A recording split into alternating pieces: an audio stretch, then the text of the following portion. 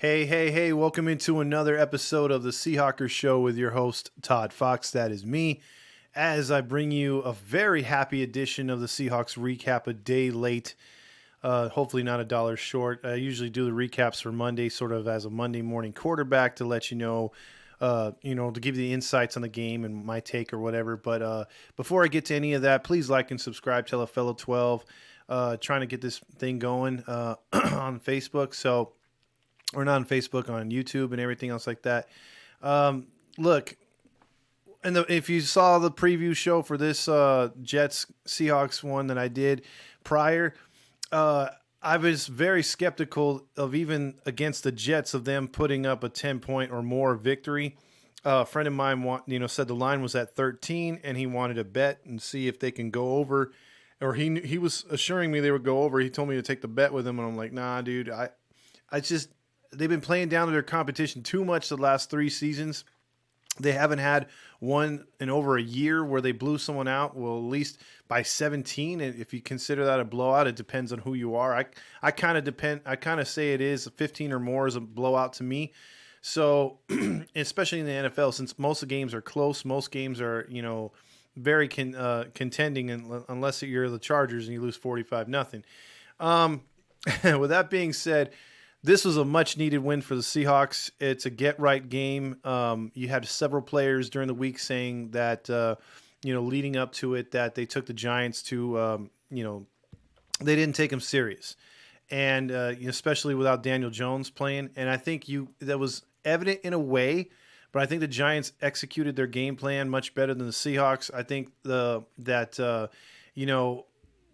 did take them lightly because Colt McCoy, but then you turn around and you look what the Cardinals did to them. The Cardinals didn't take them lightly, and they pounded them, and they worked them over. Daniel Jones in there instead of Colt McCoy, and they didn't have the ball past midfield until the second half. So that was pretty pathetic. The Cardinals were living in their territory all game, sort of what we should have been doing, sort of what we did in this game. This game was not in doubt from the start.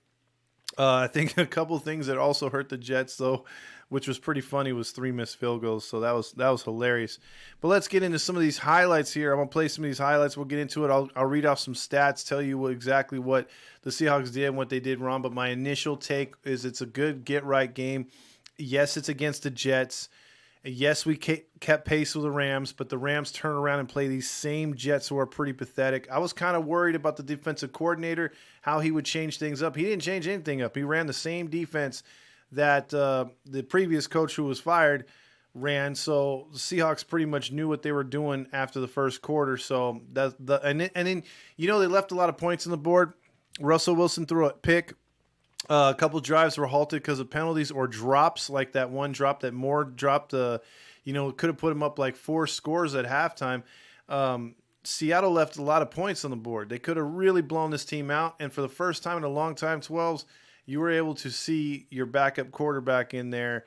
And to me, I thought that was pretty good. You got to see a lot of backups in there. It felt like a preseason game.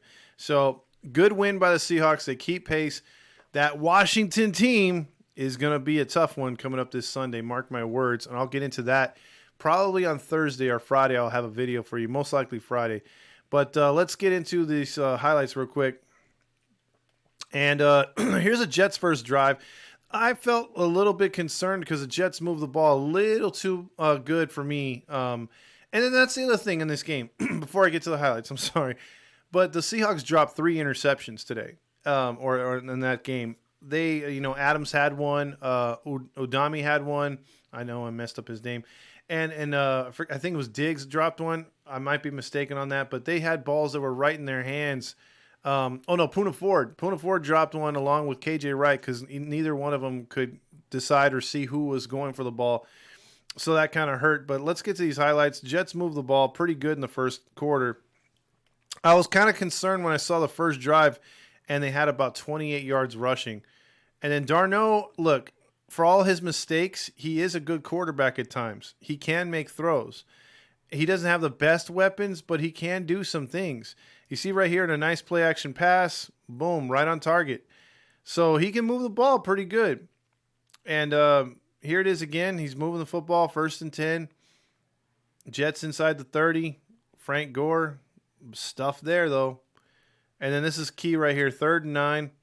This is actually a drop.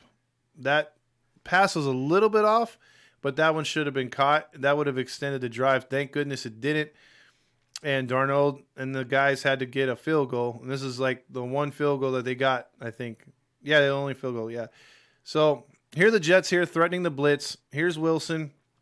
I like this a lot. And usually you see how Metcalf got 15 yards. He caught a 4-yard pass, went for 15. This is what teams do to the Seahawks defense when there's no pass rush and they're able to sit down, turn around, do little curls, sit in the zone and get open. That's how the Seahawks usually are getting picked apart in the first half of the season. Seahawks defense, granted by their opponents that they've been playing, and then also just the fact that they've tightened up. They've gotten a lot of players back. They've gotten snacks up front to help with a run. And you got guys like Dunlap playing really good, helping out other guys to make, Jared Reed making plays. Snacks had 6 tackles in this game. Seahawks defense did really good.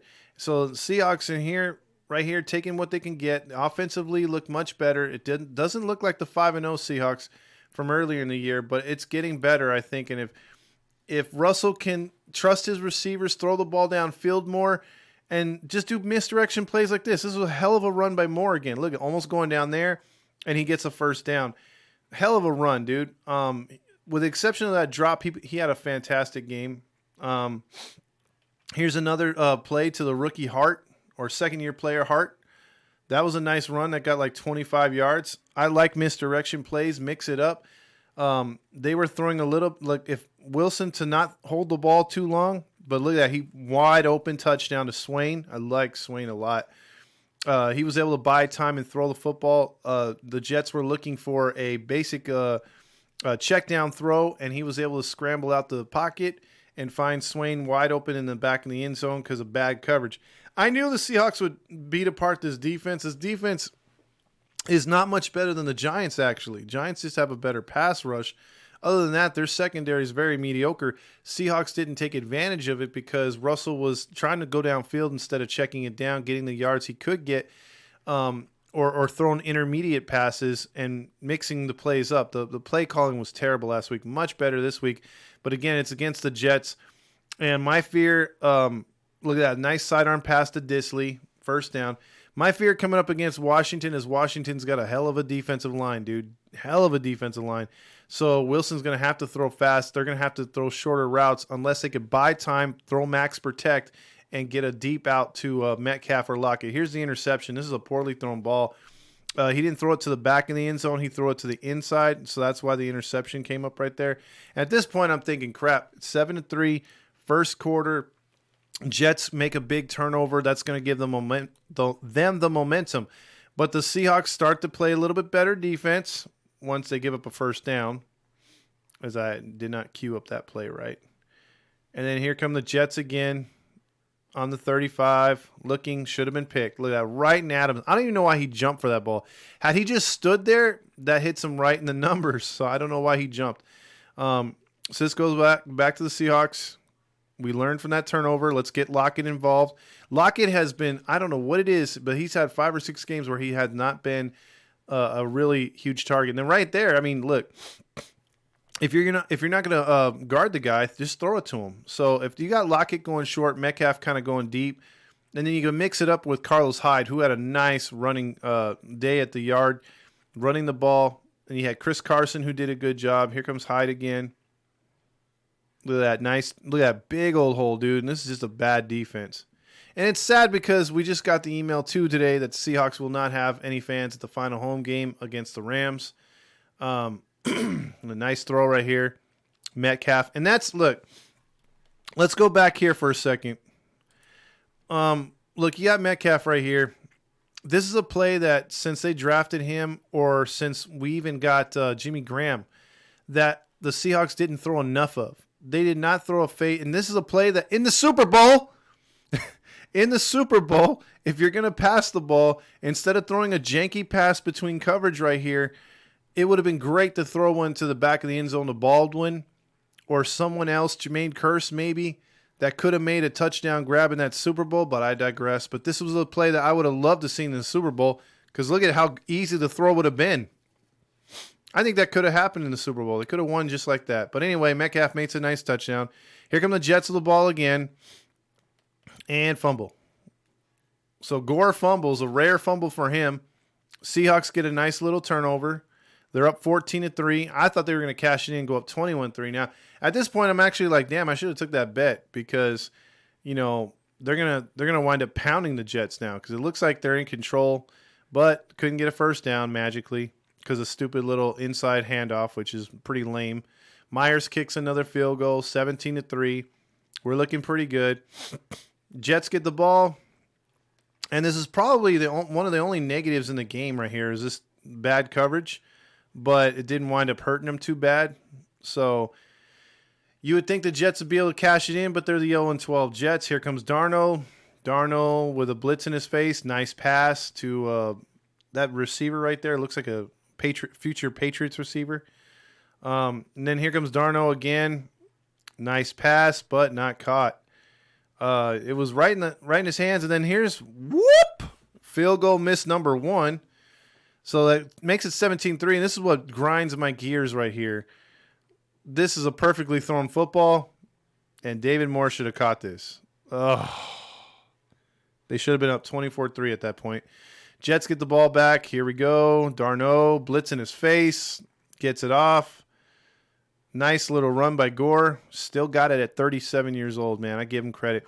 The only thing that's sad about that is Frank Gore was quoted as saying, man, I really don't want to go out winless because I'm guessing this is his final season. So here come the Jets again. Again, they were running the ball on this drive, getting big chunks, eating up the clock. Here it is, 3rd and 6, key play. And I actually thought there was that could have been pass interference, but no. And then here's again, he hits it to the left. There was several kickers that just had bad games, missing field goals and extra points. He was one of them. There's Metcalf, the guy who they say they can't run a route. He was running some nice little routes. Here's a nice little screen to Chris Carson. Man, that could have got just one more block, I think, or 2 more blocks. He would have sprung them. Seahawks were doing pretty good with a 2-minute drill. And this is a nice pass right here. Look at that. Right on the money. That's what can happen if he could buy you time. That's Jacob Hollister. And here's where they kind of killed it, though. First down to Metcalf. I don't know. Did they score right here? I forgot. Yeah, Chris Carson walked it in. And then right there, I was like, okay, 24-3. They could have been up 31-3, really. This game was over right here. And then the Jets try to get down the field again. Here comes Darnold again. Wide open. I'm thinking, crap. Here we go. Leaving him. We're going to give him some points. But then I remembered the kicker's 1 for 3. And he was ready to go 1 for 4. 23-3 at half as Seattle came down the field and, or after they missed the extra point. Myers missed the extra point. Here comes Seattle again, just doing what they want. This was, again, looking like a preseason game. It looked like at this point Seattle had their starters in there still, and the Jets were just like, whatever. Look at that run, dude. There's nobody there. Chris Carson, man. What a great run. He gashed it. That's a huge hole. And that was just a nice run. And here we go again, 2nd and 8 inside. Nice little play-action pass. Easy little play to Disley. Touchdown. Can't draw it up any better than that. 30-3 right here. Here we come again. Let's see. We're going to try to hit him. Boom. Sack. Down goes Darnold. And look who got the sack. I think he got a half sack in that one, but look who got the sack. Our boy Griffin, man. I'm so happy for that guy. I'm so glad he chose to stay with Seattle after Seattle had to cut him. And I just wish he could get like a touchdown somehow. That'd be the greatest thing ever. It really would. Then look at this right here. Lockett, nice little pass. Wilson was on point at this time. Here we go again. I like how they kept the pedal to the metal here. This is what I wished the Seahawks had been doing for the last 2 years. Maybe we don't chalk up a couple more losses. Maybe we win those games like in Arizona and a couple other games that we've lost this year. Look at that. Touchdown. David Moore. So he makes up for that drop. 37-3 at this point. Here comes Darnold. Sacked again. And this is what I'm talking about. Other guys feed off of the energy. When you're blowing a team out, you could pin your ears back and go after them, and then you could just rely. And then when you got a big lead, go to your backups. There's Geno Smith handing off. They took out a couple of the offensive linemen at this point. Here comes Geno Smith again. Ooh, yeah, he took kind of a hit there. 3rd and 11. Geno Smith, not really good right there. He took a shot, but here we go. Jets coming down the field. Darno again. Not much nowhere to throw it. That's your starter, Jets fans. Now you can see why they're going for the rookie out of Clemson. That's just look. And here he had a better drive right here. I like the fact that Carroll let him throw the ball, and he wasn't just handing off like he was here. But almost a disastrous fumble right there. That's when you know your backups are in. But again, here's a nice little run. Just get some yardage. Look at that. Got 15 on 3rd and 19. I'll take that. And then there was an unsportsmanlike conduct on the Jets. I thought they were going to score another touchdown, to be honest with you, right here. But first down here, but they couldn't get in after this one. It's 3rd and goal. Yeah, I think he threw it out of bounds. No, they ran it. DJ Dallas. And by the way, Rashard Penny will be coming back too. That's huge. So that's enough of this game. I think that's enough highlights. Well, after we see a field goal here, a meaningless field goal. Boom. It still creeps me out that we still have a empty stadium. We still, can't have fans. Playoff time. Don't look for that to happen. You're in a Democratic state up there in Seattle, so that ain't gonna happen. I'm in a Democratic state down here in California, and this guy's like Hitler down here. So hate to bring politics into it, but that's just how it is. So basically, the Seahawks get a huge win. They win 40-3, first time in a long time. Second best blowout in Pete Carroll's history. First one was when they beat up the Arizona Cardinals 51-0. That was a few years back. Let's get into the stats. Sam Darnold for the Jets went 14 for 26, 132 yards. He was sacked 3 times. Not very good. No touchdowns, no picks. Adams for the Jets ran 6 times for 27 yards. Gore 8 for 23. Boy, the Jets just looked pathetic. Berrios had 3 catches, 49 yards. There was just nothing that the Jets did anywhere spectacular in this game. They're 0-13, so there's a reason why they're 0-13. Russell Wilson, 21-27, 206 yards, 4 touchdowns, 1 pick. He was sacked, or no, it wasn't sacked. Geno Smith was 4 of 5, 33 yards, sacked 1 time. Chris Carson, again, has not registered a 100-yard rush all season. He has 12 carries for 76 yards and a touchdown. Carlos Hyde had 15 for 66. So they're splitting carries. And then receiving, Metcalf led the way, 6 catches, 61 yards, 1 touchdown. Lockett, 5 for 52. He had all 3 tight ends, Disley, Hollister, and Parkson, with 1 to 2 catches each. David Moore had 3 for 20. He should have had like 60 yards on that 40-yard bomb. But I digress. 40-3 is your final. Am I happy about this one? Yes, very much so. If we would have won 10-7, or something stupid like 17-13 or 17-16, I would be like, okay, we got the W, but I'd be pissed off. I wanted to we needed this blowout, but like I said, we didn't take care of business against Philly, should have blown them out. We definitely didn't take care of business against the Giants, should have blown them out. We took care of business against the Jets. Can we continue that ferocity and the mean streak against the Washington team? That's yet to be said, because Washington didn't beat the greatest Niners team of all, and they didn't score a lot of points. If you looked at the game, they had a fumble recovery for a touchdown against the Niners, and they also had an interception pick 6 against the Niners. So it wasn't like they blew out the Niners. They beat them by 8 points. There was still a 1-possession game. Alex Smith can do some things. I'm more scared of the run game with Barber, and they have McKissick, who's, if you're a true Seahawks fan, you don't know McKissick was that guy who could be a wide receiver / running back, never could stay healthy for whatever reason on this squad. and would show flashes of brilliance, but the moment we release him, he goes to Washington. He's one of their best players.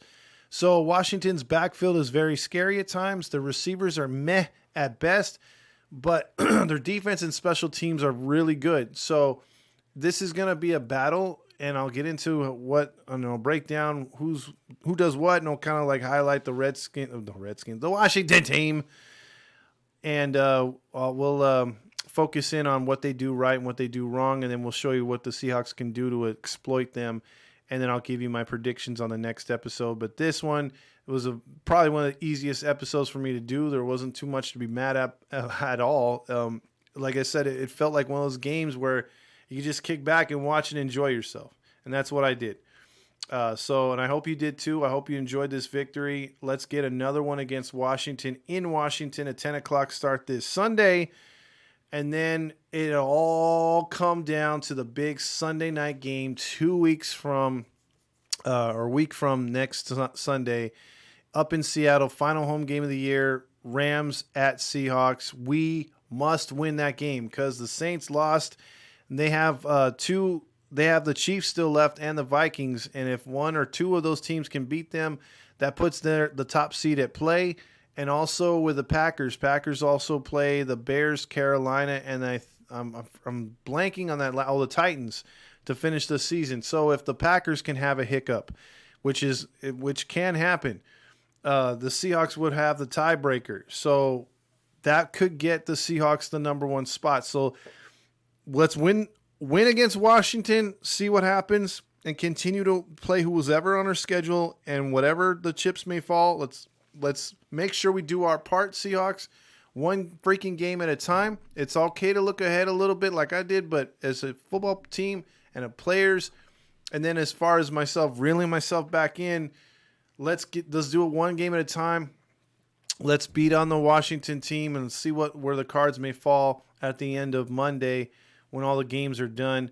And then we have that showdown with the Rams, because right now I think our biggest goal is to win the division. We have not won the division in 3 years.